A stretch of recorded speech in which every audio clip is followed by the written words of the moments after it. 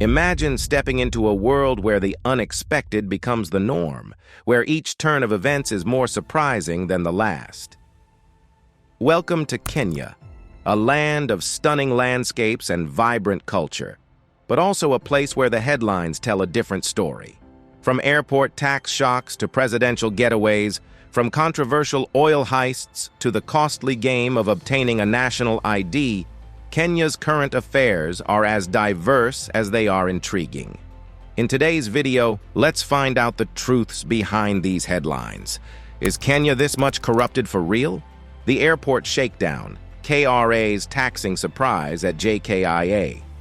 Imagine you land at Jomo Kenyatta International Airport, ready with the excitement of exploring Kenya or the warmth of coming home. But hold on, what's this unexpected welcome gift?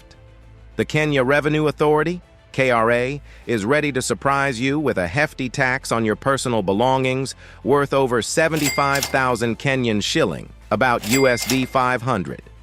That's quite a startling welcome to Kenya tax, isn't it?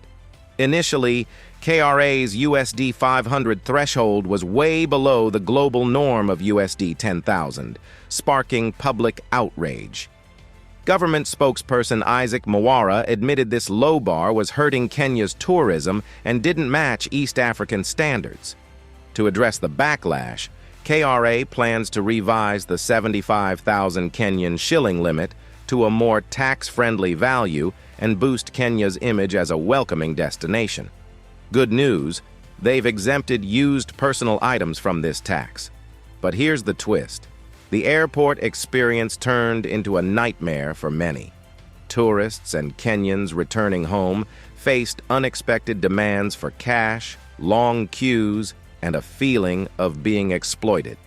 This uproar reached the ears of the National Assembly's Finance and Planning Committee, leading to a summoning of senior KRA officials for an explanation.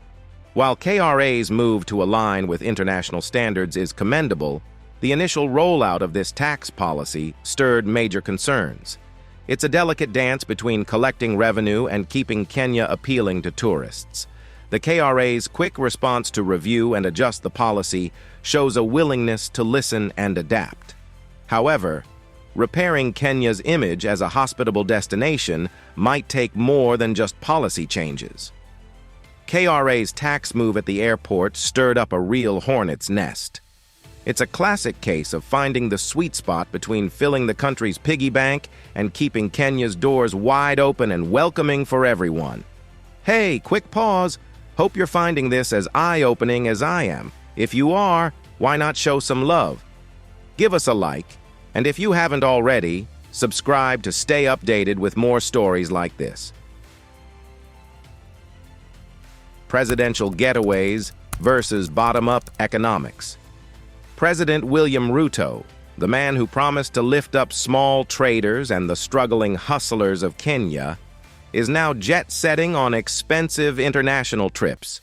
It's like a farmer promising a great harvest, but then selling the seeds. Ruto's overseas escapades are raising eyebrows, especially against his bottom-up economic pitch. Ruto won the 2022 election with a vow to boost the livelihoods of ordinary Kenyans. However, since taking office, his administration has introduced new taxes, leading to skyrocketing living costs. Essentials like petrol, electricity, sugar, and beans have seen price hikes of up to 61%. It's tougher than the COVID times for many Kenyans. Kenya, already grappling with the global fallout of the COVID-19 pandemic and the Ukraine war, is struggling with $69 billion in debt. The Kenyan shilling has lost a whopping 30% of its value against the dollar in just 18 months. These hardships have hampered the country's economic growth, forecasted to be lower than the previous year's 4.8%. Ruto's flagship Hustler Fund, aimed at offering small loans to kickstart businesses, hasn't delivered as expected.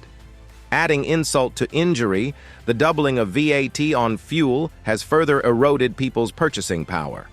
While the government claims these harsh measures are necessary to clean up the previous administration's mess, the street's response has been anything but warm. In a stark contrast, Ruto has been busy on the international stage, hosting climate summits, and aiming to reform global lending institutions.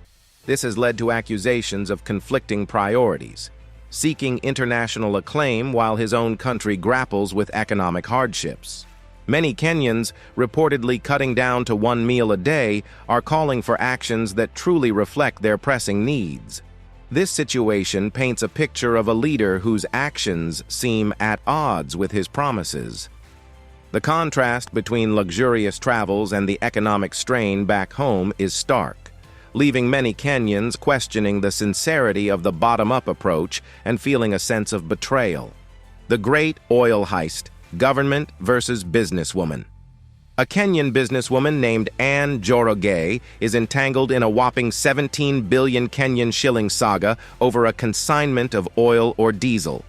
This is no ordinary business tiff, it's a full-blown drama involving the Kenya Ports Authority, KPA, disputed documents, and missing persons. Njoroge, owner of Anne's import and export enterprises, is at the heart of this. She claims ownership of a massive cargo of diesel, but the KPA cries foul, saying the papers she's waving are bogus. They're pretty sure this is a scheme to swipe the fuel. The plot thickens. KPA's chairman, Benjamin Tayari, points out inconsistencies in Njoroge's documents. The bill of lading, a key shipping document, appears fishy, with mismatched dates and signatures. It's like finding a mystery novel with pages from a cookbook in the middle. The KPA even suspects the cargo might not be diesel at all. There's a fierce legal battle, too, with another company, Galana Energies Limited, also staking a claim on this controversial shipment. The High Court in Mombasa is all ears, putting a pause on unloading the cargo until it gets to the bottom of this. But wait, there's more. Njoroge's lawyers are now in a tizzy, because she's gone missing after visiting the DCI headquarters in Nairobi to give her statement. They're knocking on the court's doors, asking for her whereabouts and alleging unlawful detention. Galana Energies, playing the rival in this thriller, insists it's the legit player here, armed with all the proper licenses and agreements to import petroleum products into Kenya. They're not just spectators, they're actively disputing Njoroge's claims, painting a picture of concealed facts and misleading statements. This saga isn't just about a cargo of fuel. It's a story of entrepreneurship, government regulations, and navigating complex legal battles. It touches on broader themes like opportunity identification and the challenges of doing business in an intricate environment. The nation watches, as this case could redefine the way oil imports are handled in Kenya, impacting everything from international agreements to the local hustler's daily life. The costly ID game, overtaxing national IDs. So did you hear about the latest trend in Kenya? It's paying a small fortune for national IDs. That's right, in a bizarre twist, getting a national ID in Kenya has become more like buying a ticket to an exclusive club, rather than securing a basic right. Think about it. An ID card, which is essentially your access all areas pass to your own country, now comes with a hefty price tag. It's as if the government turned this little piece of plastic into a luxury item. Maybe they'll start offering them in designer editions next. An ID card is supposed to be your proof of citizenship, a necessity for everything from opening a bank account to voting. Yet in Kenya, obtaining one is not just a matter of proving who you are, but also about how deep your pockets are. It's like playing a game where the entry fee keeps going up, and the only prize is being recognized as a citizen of your own country. Now, for many Kenyans, this is no laughing matter. In a country where every shilling counts, having to pay more than the usual for a national ID can be a real burden. It's like being charged admission to your own backyard. This overtaxing of IDs raises some tough questions. Is citizenship becoming a commodity? Are basic rights turning into privileges reserved for those who can afford them? It's a slippery slope when the most fundamental aspects of identity and belonging start to come with a price tag. This ID saga in Kenya is more than just a policy issue. It's a reflection of how sometimes the most ordinary things can become extraordinary burdens. It's a wake-up call, reminding us that citizenship should be a right, not a revenue stream. There you have it, scenarios of some of Kenya's most pressing and intriguing stories. So, if you had to pay a tax on your most cherished personal belongings, what would be the one item you'd fight to keep tax-free? Share your thoughts in the comments below. And thanks for joining us on this journey through the twists and turns of Kenyan current affairs. If you found these stories as captivating as we have, don't forget to hit the like button and do subscribe to our channel. Your support means the world to us. See you soon.